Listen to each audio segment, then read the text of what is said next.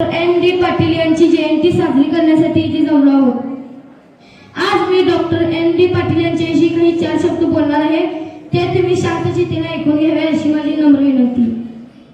Doctor ND. Patil यांचा जन्म 15 जुलै 1929 रोजी कोल्हापूर जिल्ह्यात झाला। Doctor ND. पाटील हे महाराष्ट्रातील ज्येष्ठ शेतकरी नेते होते व समाजसेवक आणि शिक्षण तज्ञ देखील होते। त्यांनी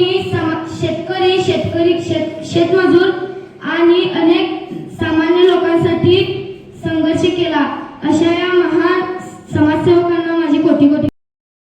हुपरी येथील रयत शिक्षण संस्थेच्या Shanta Ramkrishna Datar English school and कॉलेजमध्ये प्राध्यापक डॉक्टर एन.डी. पाटील यांच्या जयंतीनिमित्त अभिवादन कार्यक्रम उत्साहात संपन्न झाला। कार्यक्रमाची सुरुवात रयत शिक्षण संस्थेचे संस्थापक कर्मवीर भाऊराव पाटील यांना अभिवादन करून तसेच प्राध्यापक डॉक्टर एन.डी. पाटील यांच्या प्रतिमेचे पूजन करून झाले। कार्यक्रमाचे प्रमुख पाहुणे सामाजिक चळवळीतील कार्यकर्ते श्री राजाराम मगदुम हे होते, तर अध्यक्षस्थानी महाविद्यालयाचे प्राचार्य डॉक्टर एस पाटील होते। कार्यक्रमाची सुरुवात विद्यार्थ्यांच्या मनोगताने झाली। यावेळी कुमारी कार्तिका वंजारे, असद संधी आणि कुमारी सानिका खरात यांनी प्राध्यापक डॉक्टर एन.डी. पाटील यांच्या कार्याविषयी आपले विचार व्यक्त केले। प्रमुख पाहुणे श्री राजाराम मगदुम यांनी आपले मनोगत प्राध्यापक डॉक्टर एन.डी. पाटील यांच्या शैक्षणिक, सामाजिक व राजकीय कार्याचा सविस्तर आढावा घेतला। त्यांच्यासोबत काम करताना आलेले अनुभव, विविध जन आंदोलनातील त्यांचे नेतृत्व आणि समाजाप्रती असलेली त्यांची बांधिलकी याविषयी त्यांनी उपस्थितांना माहिती दिली।